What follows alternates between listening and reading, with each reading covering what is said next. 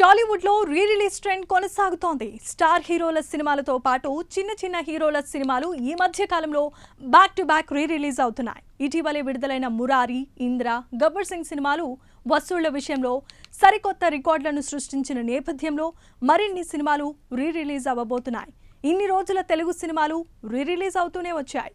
ఈసారి ఒక dubbing cinema, అది ఒక డిజాస్టర్ సినిమా రీ రిలీజ్ కి సిద్ధమవుతోంది. ఇంతకీ ఆ సినిమా ఏంటో ఓ లుక్కేద్దాం.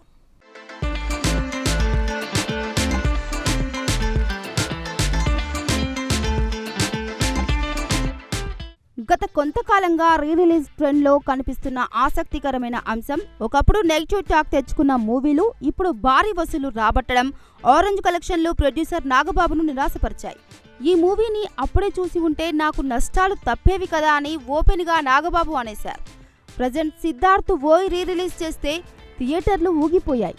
ఏదో టైర్ 1 స్టార్ హీరో రేంజ్ లో దాంట్లో పాటలను ప్రేక్షకులు విపరీతంగా సెలబ్రేట్ చేసుకున్నారు. సరే, ఇవన్నీ పేరున్న బ్యానర్లు, నటీనటులు చేసినవి కాబట్టి ఓకే. కానీ ఎప్పుడో 12 ఏళ్ల క్రితం వచ్చిన 3 కథ వేరు, విడుదలైన అసలు టైంలో సూపర్ ఫ్లాప్ ఇది. కానీ ఇప్పుడు మాత్రం 3 రీ రిలీజ్ వస్తున్న ప్రతిసారి యూత్ ఎగబడి చూస్తున్నారు. అంటే జనరేషన్ గ్యాపా, థియేటర్కు వచ్చి ఫేవరెట్ హీరో మూవీ చూద్దామా అన్న కాన్సెప్టా అన్నది మార్కెటింగ్ వర్గాలకే అంతు చిక్కట్లేదు. దీనిపై విశ్లేషకులకు కూడా అర్థం కావట్లేదంటున్నారు.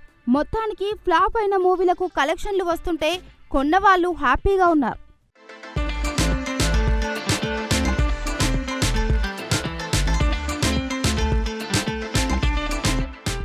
ఇంతకు ముందు ఒకసారి చేసినప్పుడే హక్కులు కొన్న డిస్ట్రిబ్యూటర్ మంచి లాభాలు కళ్ళజూశారు. తక్కువ గ్యాప్లో ఇప్పుడు మరోసారి సెప్టెంబర్ 14న తెస్తున్నా సరే స్పందన మాత్రం తగ్గడం లేదు. ఇంకా 2 రోజులు ఉండగానే బుక్ మై షోలో రోజుకు సగటున 8,000 దాకా టికెట్లు అమ్ముడుపోతున్నాయి. హైదరాబాద్లో చాలా ఉదయం షోలు ఇప్పటికీ సోల్డ్ అవుట్ అయిపోయాయి. మత్తు వదలరా 2, ఏఆర్ఎం, కళింగ, ఉత్సవం లాంటి కొత్త రిలీజ్లున్నా సరే 3 మూవీకి ఇంతగా ఎగబడటం విచిత్రమే.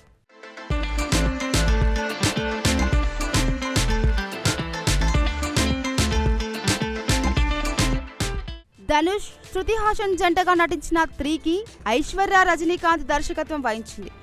దీని ఫలితం దెబ్బకే కొన్నేళ్లు డైరెక్షన్కు దూరంగా ఉండాల్సి వచ్చింది.